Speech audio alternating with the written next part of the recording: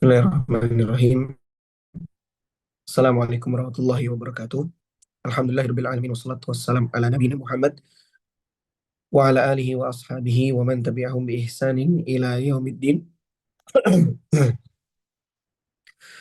Allahumma inna nas'aluka ilman nafi'an wa rizqan thayyiban wa amalan mutaqabbala amma ba'd. Teman-teman sekalian rahimanillahu wa iyyakum. Pada pertemuan kali ini kita akan mulai membaca dan telaah kitab atau sebuah buku yang ringkas, sebuah matan ringkas yang berjudul Salasatil Usul atau Usulul Salasah yang ditulis oleh Syekh Muhammad At-Tamimi rahimahullahu taala. Dan untuk untuk pendampingnya ya, kita akan mengambil penjelasan dari syarahnya, yaitu syarah yang berjudul Usulul Ma'mul fi Syarhi Salasatil Usul. Ya, syarah ini ditulis oleh Syekh Abdullah bin Saleh Al-Fauzan hafizahullahu taala. Ya, jadi kita akan baca matannya, kemudian untuk bantuan penjelasannya kita akan ambil dari Usulul Ma'mul. Tentu kalau di matan insya Allah semuanya akan kita baca. Kemudian kalau di syarah nanti tidak semuanya kita baca. Ya, kita akan ambil poin-poin pentingnya yang ada dalam syarah. Ya, maka silakan kalau teman-teman mau mengikuti kajiannya, ya itu bisa memegang matannya saja sudah cukup. Ya, pegang matannya saja itu sudah cukup, sudah bisa mengikuti. Kalau mau ditambah syarahnya lagi juga juga lebih baik, lebih bagus gitu ya. Dan karena kita tidak ambil semua dari apa yang disampaikan di dalam syarah, sehingga supaya teman-teman mungkin tidak bingung ketika mengikuti kajian, maka kami sarankan sebelum mengikuti kajian, ya, syarahnya dibaca terlebih dahulu. Untuk kitab atau untuk untuk kitab yang kita jadikan latihan membaca, ya, itu adalah yang salah satu usul matannya. Kalau syarahnya, maka karena saya tidak baca semuanya, jadi hanya karena saya tidak baca semuanya, maka nanti tidak semua dari syarah itu akan kita baca dan kita ambil, sehingga nantinya tidak kita pakai untuk latihan membaca. Yang kita pakai untuk latihan membaca adalah matannya saja. Baik, kita akan masuk ke dalam matan salah satu usul.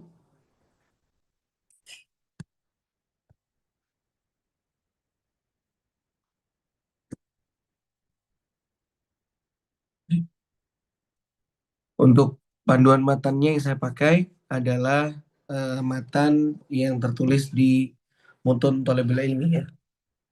Matan yang tertulis di Mutun Thalibul Ilmi.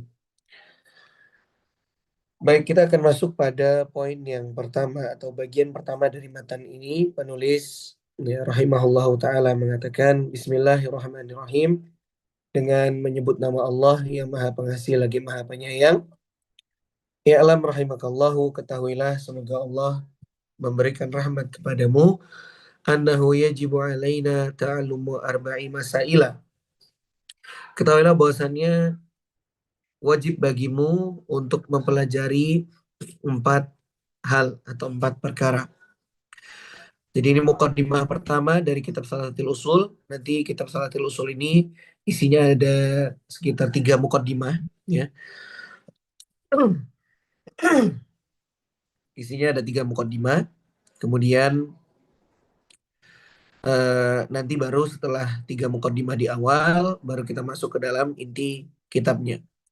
Dan kitab ini namanya Usul Salasah atau Salah Satu Usul. Nah, itu karena dia mengandung 3 perkara pokok yang harus diketahui oleh setiap muslim, yaitu mengenal Allah, mengenal Nabi Muhammad SAW, dan juga mengenal agama Islam. Ya, nanti kan disebutkan di syarahnya. Dan yang menarik dari buku ini, setiap statement yang diberikan oleh Syekh rahimahullah, setiap statement yang diberikan oleh penulis diperkuat dengan dalil, baik dalil dari Al-Quran maupun dari hadis Nabi Muhammad SAW. Ialah rahimakallahu, ketahuilah semoga Allah merahmatimu, annahu yajibu alaina ta'allumu arba'i masailah. Bahwasannya wajib bagi kita ya untuk mempelajari 4 perkara.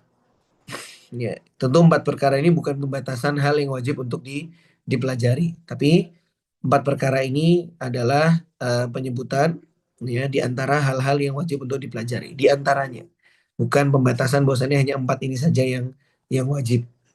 Al-ula yang pertama adalah ilmu. Yang pertama adalah ilmu, yaitu kita diperintahkan untuk belajar agama. Ya. Dan di sini penulis rahimahullah yaitu mengkhususkan ilmu, mengkhususkan atau yang mengkhususkan pembahasan ilmu itu pada 3 perkara. Wahwa ma'rifatullah, yaitu adalah mengenal Allah Subhanahu wa taala, wa ma'rifatun nabiyhi, juga mengenal Nabi Muhammad sallallahu alaihi wasallam, wa ma'rifatu dinil islami bil adillati, dan juga mengenal agama Islam dengan dalil-dalilnya. Tsaniyat yang kedua al-amalu bihi. Setelah kita belajar ya dan mengetahui ya hal-hal yang sudah kita pelajari terutama pada 3 landasan pokok atau salah satu usul, yaitu mengenal Allah, mengenal nabinya dan mengenal Nabi Muhammad SAW, maka hal selanjutnya yang wajib untuk kita lakukan adalah mengamalkan ilmu tersebut.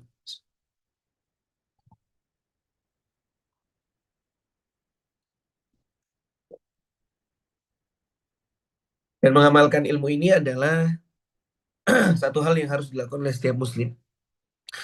Terutama ilmu mengenai perkara yang wajib harus dia lakukan. Kemudian ilmu mengenai perkara yang haram harus dia tinggalkan. Ya, terutama 2 perkara itu. Maka pengamalan terhadap ilmu itu adalah satu hal yang wajib. Dan bahkan yang membedakan antara orang yang belajar dengan orang yang tidak belajar, yang membedakan antara orang ngaji dengan orang yang tidak mengaji, yang membedakan antara penuntut ilmu dengan yang tidak penuntut ilmu dengan awam adalah pengamalan dia terhadap ilmu yang dia pelajari. Karena orang dikatakan dia benar-benar berilmu ketika dia mengamalkan apa yang telah dia pelajari. Dan belajar itu bukan tujuan akhir. Menuntut ilmu itu bukan tujuan akhir. Tujuan akhir bagi seorang muslim adalah mengamalkan ilmu tersebut. Jadi ilmu dipelajari untuk diamalkan, bukan hanya sekedar simpanan atau wawasan saja. Ya, ilmu itu sebagai wasilah, sebagai sarana supaya kita bisa mengamalkannya. Sehingga ketika ilmu dipelajari namun tidak diamalkan, maka ini akan menjadi bumerang bagi siapapun yang mempelajarinya. Ya, jadi bumerang bagi siapapun yang telah mempelajarinya. Dia tidak mau mengamalkan ilmunya, maka nanti ya, ilmu itu akan jadi bumerang di akhirat. Ya. Dia tahu tapi dia tidak mau beramal. Dan ingat, amal kembali lagi kita tekankan bahwa amal itu ya bahwa amal itu dia nanti berporos ya, utamanya pada 2 hal, yaitu melakukan yang wajib dan meninggalkan yang haram. Kita tahu ini wajib, maka kita lakukan hal yang wajib tersebut. Kita tahu ini haram, maka kita tinggalkan perkara itu karena itu haram. Dan semuanya kita lakukan dan kita tinggalkan semata-mata untuk mencari ridha Allah Subhanahu wa taala. Asali satu yang ketiga ada waktu ilaihi, mendakwahkan ilmu yang telah dipelajari. Dan ini juga hal yang hendaknya dilakukan oleh setiap orang. Dan dakwah itu jangan diartikan sempit hanya kepada orang yang berceramah saja. Dakwah itu luas, medannya banyak, ya, bentuknya banyak, sehingga dakwah bisa dilakukan dalam kondisi apapun, dalam bentuk apapun. Orang yang memang dia punya ilmu dan dia bisa menjelaskannya, maka dia berada di depan untuk menjelaskan ilmu tersebut. Ya, tapi ada orang yang tidak seperti ini. Mungkin Allah berikan dia harta yang banyak, maka eh, dia berdakwah dengan membelanjakan hartanya untuk keperluan agama Islam. Ya, disedekahkan, ya. Kemudian dia bangun fasilitas-fasilitas atau sarana-sarana yang bisa digunakan kaum muslimin untuk beribadah atau menuntut ilmu syar'i. Orang yang dia punya kekuatan yang lebih, ya maka dia membantu dakwah dengan cara membantu jalannya dakwah dengan baik, ya.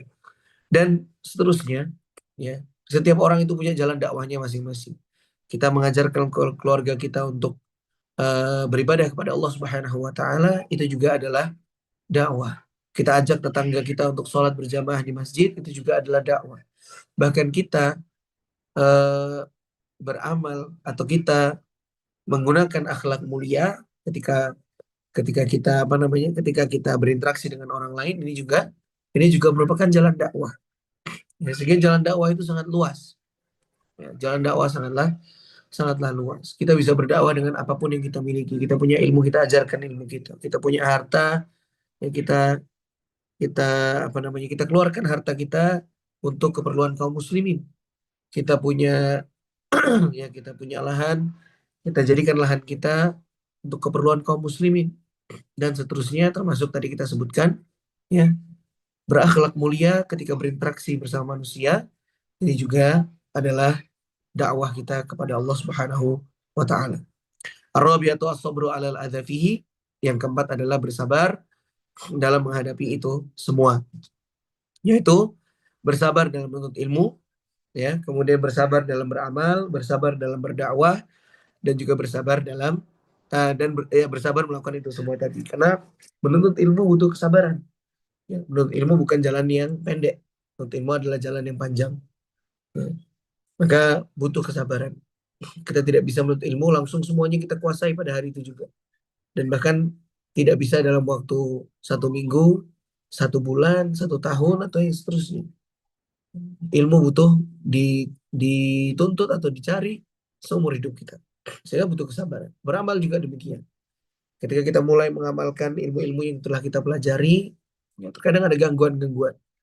Entah itu gangguan dari diri kita sendiri, mungkin muncul futur, muncul kemalasan, dan seterusnya. Atau bahkan nanti gangguan dari orang lain. Ya, ada orang yang bilangin kita sok suci, ada orang yang bilangin kita apa, eh, sok apa namanya, ya celah-celahan orang sangat banyak nantinya ketika dia mengamalkan ilmu yang telah dia pelajarin itu sudah terjadi dari zaman dahulu, ya. Sehingga eh, beramal juga butuh kesabaran. Berdakwah apalagi, berdakwah sangat-sangat butuh kesabaran. Ya, banyak sekali gangguan-gangguan yang dihadapi ketika seorang berdakwah. Para nabi juga, para nabi dan rasul dahulu mereka banyak sekali menemukan gangguan-gangguan ketika mereka berdakwah. Maka butuh kesabaran untuk ini semua. Ya. Dalil tentang 4 hal ini adalah firman Allah Ta'ala di surah Al-Asr. Sebentar saya isi dulu.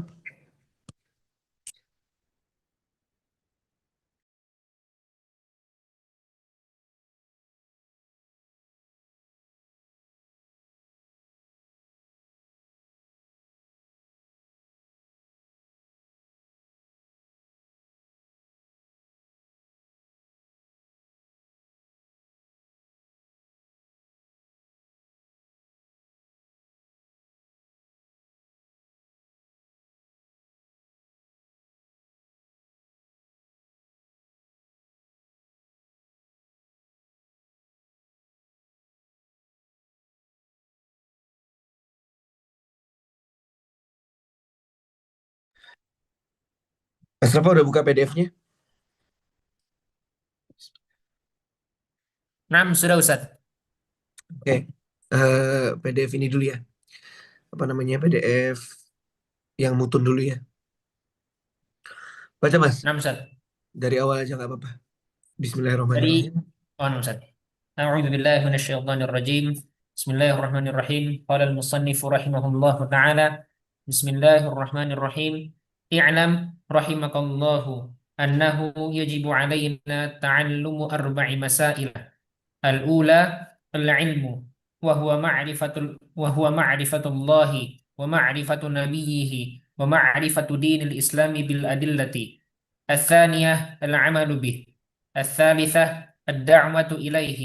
الرابعة الصبر على الأذى فيه.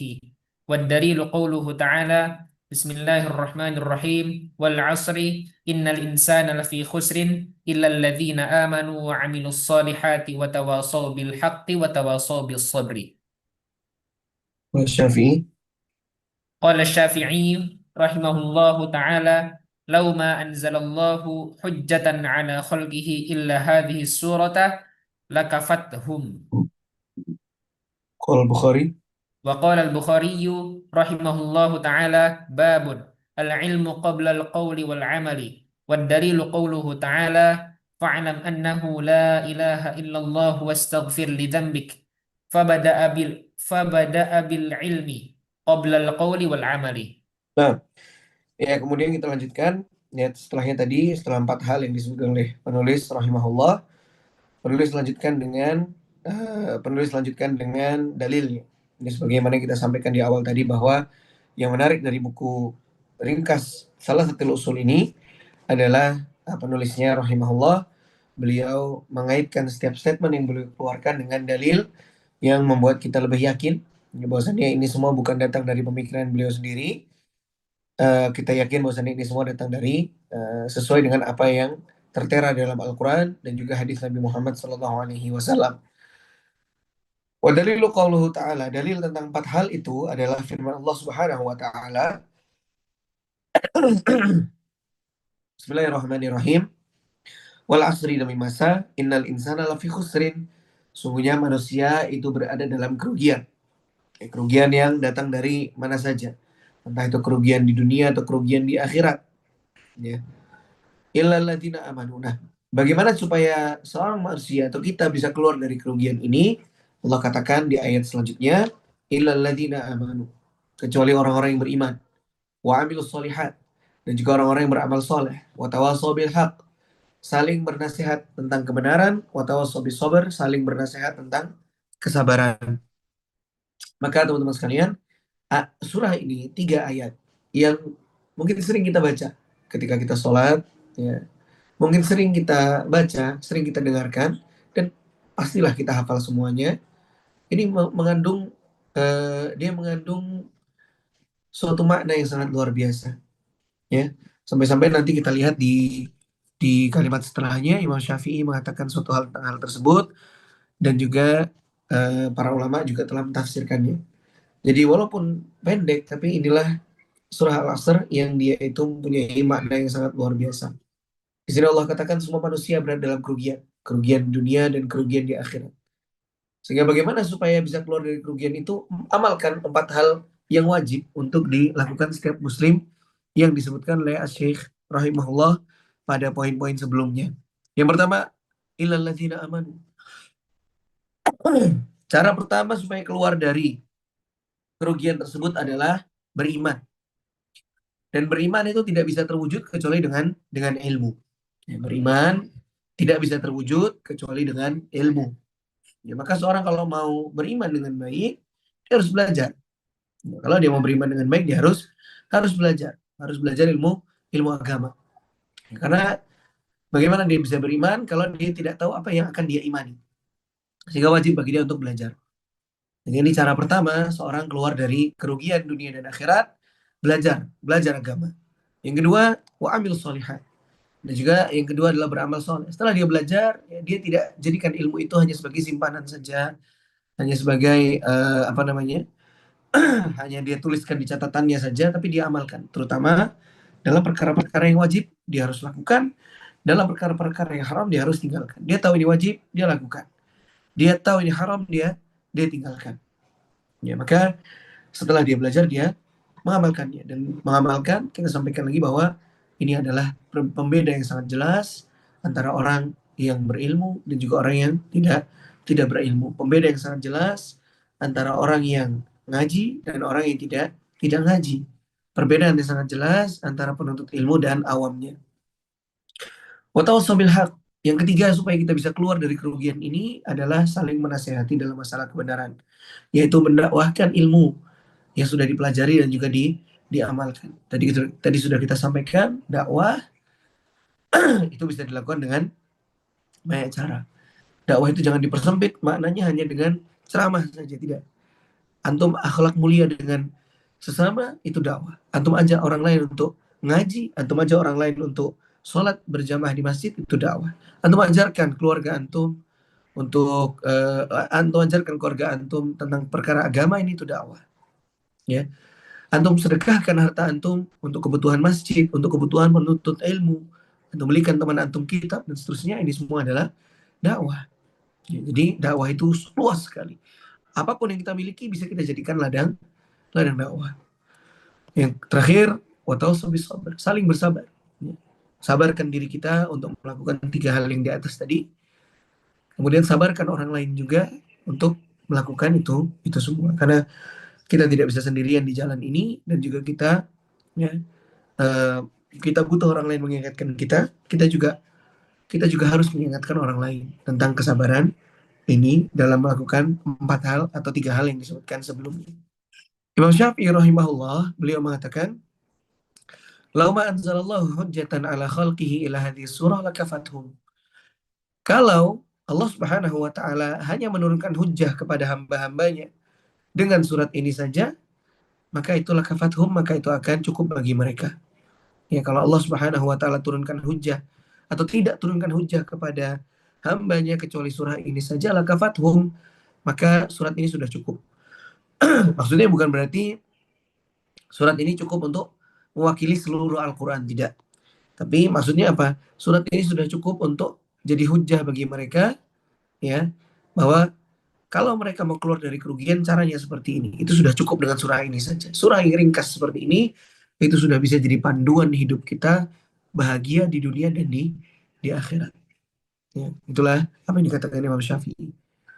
Jadi dengan surat ini Allah Subhanahu wa taala sudah memberitahu kepada kita bahwa cara bahagia seperti ini. Kalau antum mau bahagia, caranya seperti ini. Kalau antum mau keluar dari kerugian, caranya seperti ini. Ya, maka nanti di akhirat tidak ada lagi orang yang mengatakan dia tidak tahu bagaimana cara keluar dari kerugian dunia dan akhirat. Ya, rugi dunia tentu banyak halnya, rugi akhirat ya tentu apa namanya, mendapatkan keburukan-keburukan di akhirat nanti. Allah sudah jelaskan di sini bagaimana cara dia keluar dari kerugian-kerugian tersebut. Sehingga besok ya pas di persidangan di akhirat dia sudah tidak punya hujah lagi. Dan bahkan ini surah adalah surah yang paling dihafal orang lain setelah surah Al-Fatihah bisa jadi. Dengan banyak orang hafal.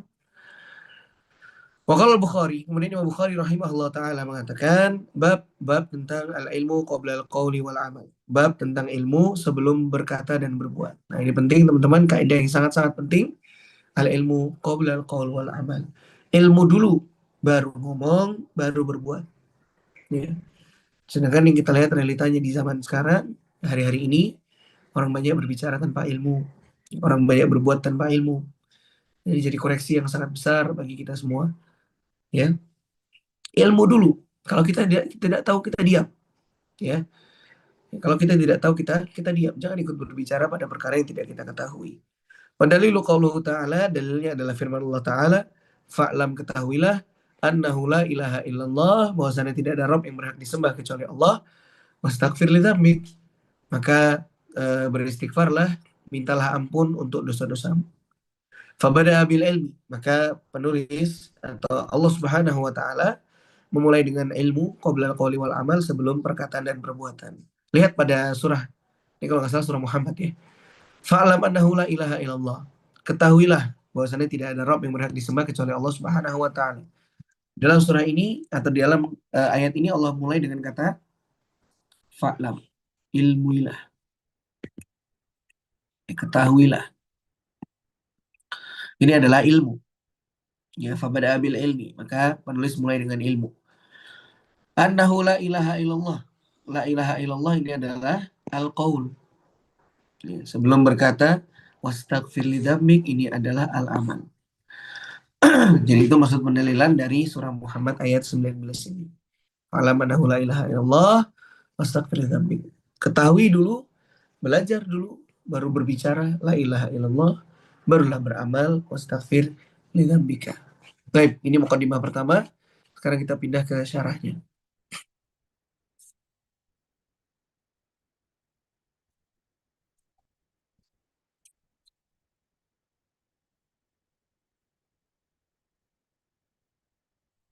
Sebentar, udah saya masuk aja tadi. Oke, belum ada. Sebentar, saya cari dulu ya.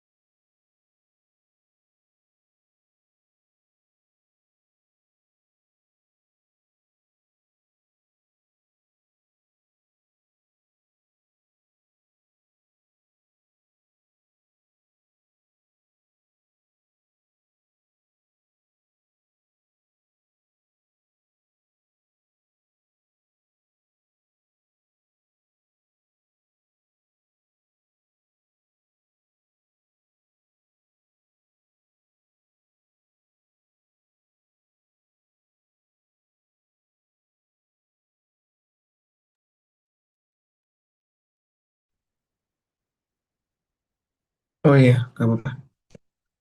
Baik, Mas Rafa masih bisa ikut. Ngantem izin katanya tadi. Aman Ustaz, sampai 9.30 insya Allah nggih. Siap, siap, siap. Oke. Kita pindah ke syarah ya. Syarah ini nggak kita baca semuanya, saya pilihkan aja. Jadi kalau mau latihan pakai syarah itu yang ahad pagi aja. Kalau ini cuman kita pilih-pilih Nah, aja. Oke Mas, halaman berapa nih? Mukadimah halaman 5 ya. Kita baca halaman awalan 5. dari syarah ini. Udah ketemu? Yang innalhamdulillah Ustaz. Iya, terus sekali. Nah, sudah Ustaz. Ya, betul Mas. أعوذ بالله من الشيطان الرجيم بسم الله الرحمن الرحيم قال المصنف رحمه الله تعالى مقدمة إن الحمد لله نحمده ونستعينه ونستغفره ونعوذ بالله من شرور أنفسنا ومن سيئات أعمالنا من يهده الله فلا مضل له ومن يضلل فلا هادي Ya, وأشهد أن لا إله إلا الله وحده لا شريك له وأشهد أن محمدا عبده ورسوله صلى الله عليه وعلى آله وصحبه وسلم أما بعد فإن رسالة ثلاثة الأصول وأدلتها للشيخ المجد jadi المجدد محمد ابن عبد الوهاب رحمه الله تعالى رسالة موجوزة جامعة mujizatun. عفوا أستاذ؟ Eh, mujizatun. موجزة جامعة في موضوع توحيد الربوبية والألوهية والولاء والبراء وغير ذلك من المسائل المتعلقة بعلم التوحيد الذي هو من Min. أشرف Min asyrafil ulum. من أشرف العلوم وأجلها Ajalliha. وأجلها قدرا كتبها الشيخ رحمه الله تعالى مقرونة Makrunatan. مقرونة بالدليل بأسلوب سهلا Tahlin.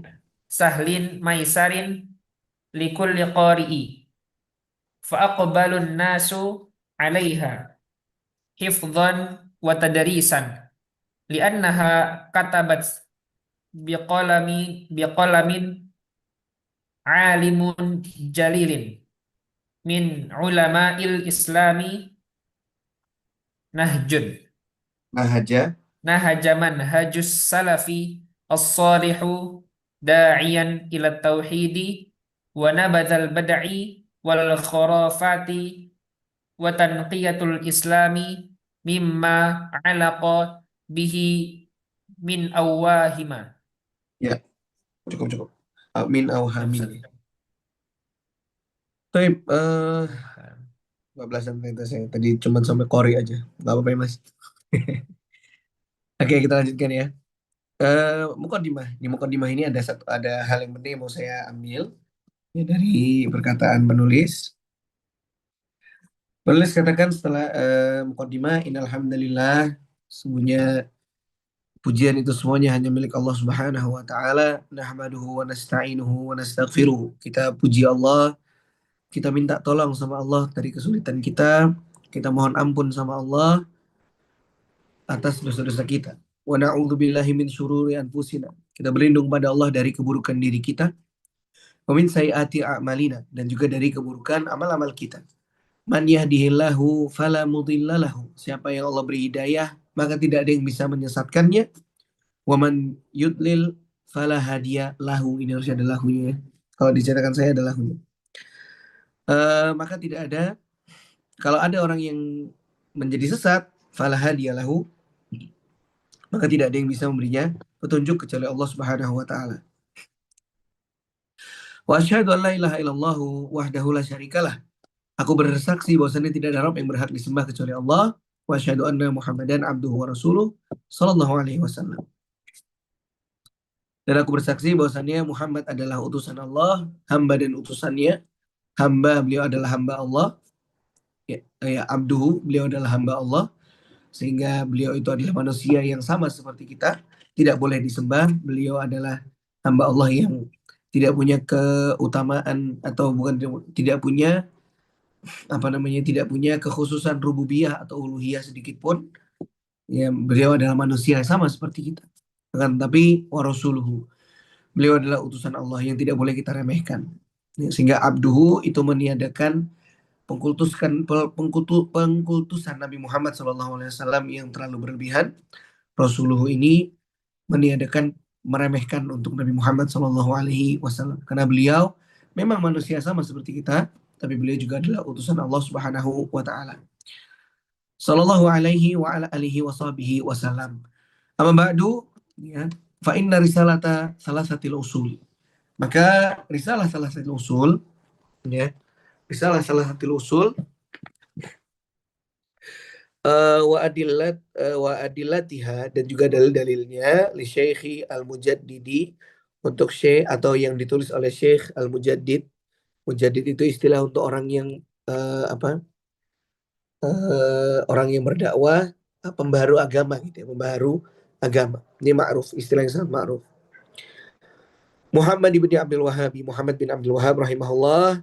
Ini adalah risalatun mujizatun, risalah yang sangat ringkas, jami'atun, yang mencakup atau yang mengumpulkan fi maudhu'i tauhidir rububiyyah, yang mengumpulkan berbagai macam materi tentang materi tauhid rububiyah, wal uluhiyati juga tauhid uluhiyah, wal wala'i wal bara'i, kemudian materi tentang wala dan bara, yaitu menentukan kepada siapa kita loyal dan kepada siapa kita tidak loyal, wal wala'i wal bara'i, kemudian wa ghairi dzalika minal masailil muta'alliqati bi ilmi tauhid, dan hal-hal selainnya yang berkaitan dengan perkara-perkara tauhid.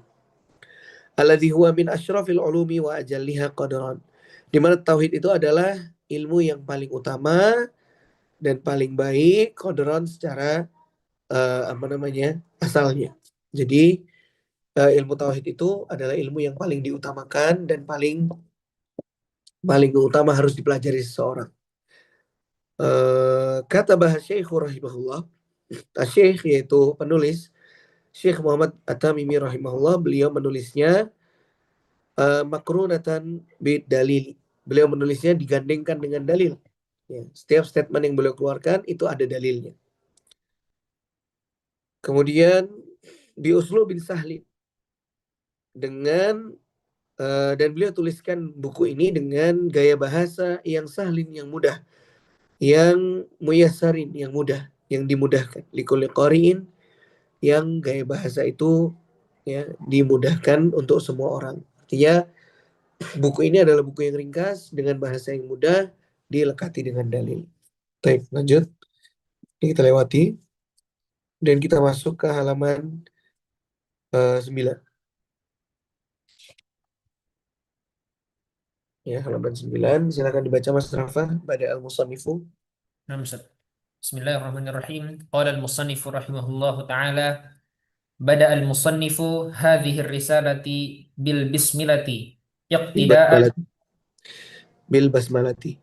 bil basmalati iqtida'an bi kitabillahi ta'ala wa ta'siyan bin nabiy sallallahu alaihi wasallam fa innahu kana yabda'u katabahu bil Kutubahu. bismillati kutubahu bil bismillati faqad warada fi sahihil Bukhari fi kitabi bada al wahyu bismillahirrahmanirrahim min Muhammad Abdullah wa rasuluhu ila Hiraqal. Haraq apa maksudnya Ustaz? Hiraqal. Hiraqal azimur Rumi. Baik. Bada al-Musannifu, ini kan kita bahas masalah basmalah ya. Bismillahirrahmanirrahim. Bada al-Musannifu hadhihi risalata bil basmalati. Penulis memulai risalah, kitab ringkas ini. Risalah itu artinya kitab yang ringkas. Bil basmalati, dengan basmalah. Iktidaan bi kitabillahi ta'ala. Beliau mencontoh Al-Quran. Wa ta'asyan bin Nabi sallallahu alaihi wasallam. Wa ta'asyan bin Nabi sallallahu alaihi wasallam. Dan juga apa namanya? Beliau mengikut ya, mengikuti Nabi Muhammad Shallallahu Alaihi Wasallam. Fa'innahu kana, maka beliau Shallallahu Alaihi Wasallam kebiasaannya beliau ya beda'u kutubahu bil basmalati. Beliau memulai kutubahu tulisan-tulisan beliau bil basmalati dengan basmalah. Jadi ketika Nabi Muhammad Shallallahu Alaihi Wasallam menulis surat ya atau menulis apapun itu, maka beliau mulai dengan basmalah. Faqad warada fi sahihil Bukhari atau faqad urida fi sahihil Bukhari fi kitab Bada'il Wahyi. Maka eh, salah satu riwayat dalam Sahih Bukhari ketika Nabi Muhammad SAW itu menulis surat kepada pemimpin, kepada Heraklius, pemimpin Roma pada saat itu. Di Sahih Bukhari kitab Bada'il Wahyi, yaitu permulaan wahyu. Nabi Muhammad SAW di situ bersabda, Bismillahirrahmanirrahim, dengan menyebut nama Allah yang Maha Pengasih lagi Maha Penyayang, min Muhammadin abdillahi wa rasulihi. Ya. Surat ini atau ini dari Muhammad, hamba Allah dan Rasulnya, ila Herakl azimir Rumi, kepada Heraklius pembesar Romawi. Dan di sini teman-teman, Nabi Muhammad SAW itu memulai dengan basmalah. Dia memulai tulisan beliau dengan basmalah. Dan poin lainnya yang bisa kita pelajari dari hadis ini adalah Nabi Muhammad SAW ya walaupun mungkin pembesar kaum Heraklius, pembesar apa namanya, pembesar Romawi ini, dia adalah orang kafir, orang non Muslim, tapi Nabi Muhammad SAW tetap memanggil beliau dengan panggilan kehormatannya, yaitu apa? Pembesar kaum Heraklius, pembesar kaum Romawi atau pembesar Romawi. Ya, maka di sini kita dapat pelajaran dari Nabi Muhammad SAW bahwa kita harus memposisikan orang lain di posisinya masing-masing. Walaupun dia orang kafir sekalipun, walaupun dia orang non-muslim sekalipun, kalau dia adalah orang terhormat, maka kita posisikan sebagaimana seharusnya. Ini kita ambil dari hadis ini. Ya. Baik, lanjut Mas. Di bawahnya ini yang saya garisi, wal bada'i bil basmalati. Oh, nama Ustaz. Ya, Bismillah, qala al-musannif rahimahullahu ta'ala, wal bada'i bil basmalati yadullu alaihi amranu. Al-awwalu kitabullah ta'ala haitsu bada'a bil basmalati. Wa thaniyu ma kana uh, yasna'uhu. yasna'uhu an-nabiy sallallahu alaihi wasallam fi kitabatihi ilal muluki. Ya, ahsan. Wal bada'u bil basmalati, ya, memulai dengan basmalah itu ya dulu alaihi amrani, ditunjukkan oleh dua hal. Al-awalu, yang pertama, kitabullahi, atau dasar kita memulai sesuatu, tulisan-tulisan dengan basmalah, itu dalilnya dua hal. Yang pertama adalah Al-Quran, di mana haitsu budi abil basmalati, yang di mana Al-Quran itu dimulai dengan basmalah. Ya, dimulai Al-Quran dengan basmalah. Kemudian wasani, dan yang kedua, dalil yang kedua, makana yasna'uhu an-nabiyyu sallallahu alaihi wasallam, yaitu yang menjadi kebiasaan Nabi Muhammad sallallahu alaihi wasallam. Yasna'u itu perbuatan, artinya kebiasaan perbuatan Nabi Muhammad sallallahu alaihi wasallam fi kitabatihi, dalam tulisan-tulisan beliau, ilal muluki, kepada para raja. Ya, jadi permulaan dengan basmalah ya itu ditunjukkan dengan dua hal, yaitu mengikuti Al-Quran, di mana Al-Quran semuanya dimulai dengan basmalah kecuali surat Taubah, dan juga dengan perbuatan Nabi Muhammad SAW, yang dimana beliau menulis surat-surat beliau, tulisan-tulisan beliau dengan basmalah. Allah Ta'ala, sampai sini insya Allah. Kita masih di mukadimah yang pertama, ini masih ada beberapa poin di sini yang ingin saya sampaikan. Ya, jadi nanti syarah jadinya tetap kita baca aja, tapi saya pilihkan. Ya, nanti kalau ada yang mau latihan, ya, Mas Rafa atau yang lain, kalau mau latihan baca, nanti bisa download syarah yang sudah saya yang sudah saya bagikan linknya tadi itu, atau bisa download di sana. Bisa dibaca dulu aja semuanya, nggak apa-apa. Ya, nanti baru kita pilih yang mana yang kita baca dan mana yang tidak kita kita baca. Ada Nah, pertanyaan dulu. Ustaz. Mau bertanya ini Ustaz. Yang Ah, tadi kan katanya rencananya mau ganti oh, materi Ustaz. Itu Ahad pagi ya. dimulainya kapan gitu Ustaz? Ahad pagi itu besok insya Allah mulai jam 6 itu kan. Jadi kan kita di sini ketemu lagi Ahad pagi Mm-mm. jam 6 sama jam 8. Antum besok ini ya, pembukaannya Iya nih Ustaz. ya. Izin yang jam 8 Ustaz. Ya nggak apa-apa. Nanti yang jam 6 kita punya apa saya infokan ya. Nah, Ustaz. Siap. Ya, oke baik. Itu aja insya Allah. Kita lanjutkan untuk Husul Makmul atau apa? Husul Salasah. Kita lanjutkan pekan depan. Kemudian yang apa namanya? Kita ketemu lagi besok pagi dua dua Mm-mm. mata pelajaran ya. Yang jam 6 itu nanti saya infokan apa. Kemudian yang jam 8 itu nanti eh, tetap dengan Mukhtasar Latif. Ya, fikih ringkas, fikih Syafi'i. Oke, subhanakallahumma bihamdika asyhadu an la ilaha illa anta astaghfiruka wa atubu ilaik. Assalamualaikum warahmatullahi